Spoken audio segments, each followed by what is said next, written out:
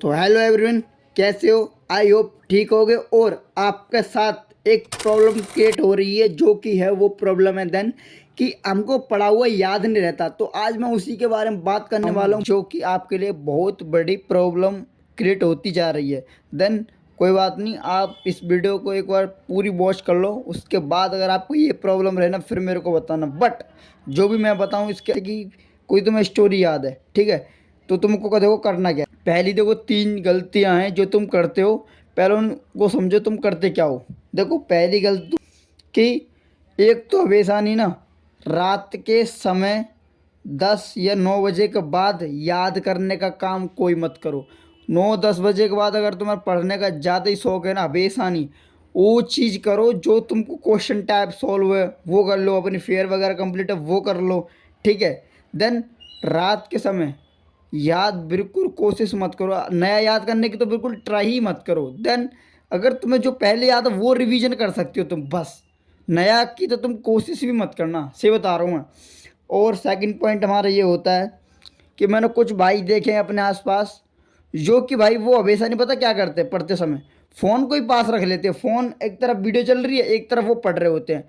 तो भाई एक बात याद रखना, हमारा दिमाग कंसंट्रेशन एक ही जगह हो सकता है, दो जगह डाइवर्टीज करोगे ना वो काम नहीं करेगा। तुम करके देखते होगे और करते भी होगे, तुम्हारा दिमाग पढ़ाई से ज़्यादा फ़ोन पे जाता होगा। क्यों? क्योंकि उसमें कोई ना कोई डायलॉग ऐसा आ जाता है कि उधर हमारा दिमाग उधर चला ही जाता है कि तो हम उस चीज़ को नहीं रोक सकते ना।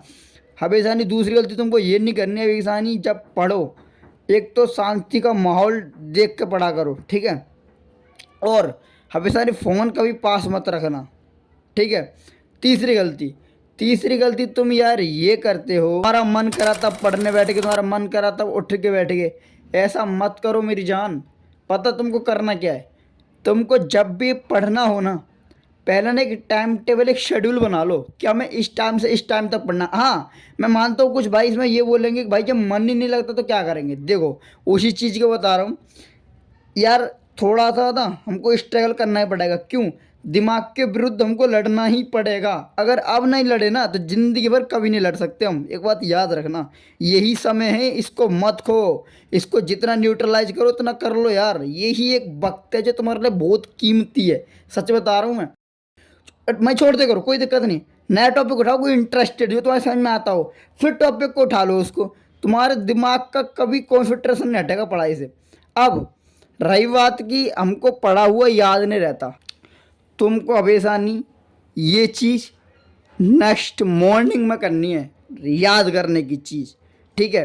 तुम्हें जो भी टॉपिक करना है वो सुबह सुबह में 5 से 6 बजे के 7 बजे के बीच में याद करना है वो टॉपिक, ठीक है? देन सेकंड पॉइंट, डेली की डेली उस चीज़ की रिवीजन करनी है, ठीक है?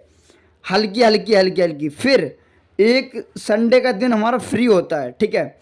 थोड़ा बहुत सुबह शाम मतलब पार्क वगैरह घूम लो। देन उसके बाद उस टाइम में से निकाल लो कुछ, आधा ही दिन निकाल लो। वैसे तो बच्चे बहुत पूरा पूरा दिन निकाल लेते हैं, बट आप आधा दिन निकाल लो। उसके बाद आपको क्या करना है, जो भी एक हफ्ते का आप अंदर पढ़ चुके हो उस चीज़ को रिवीजन पूरा करो।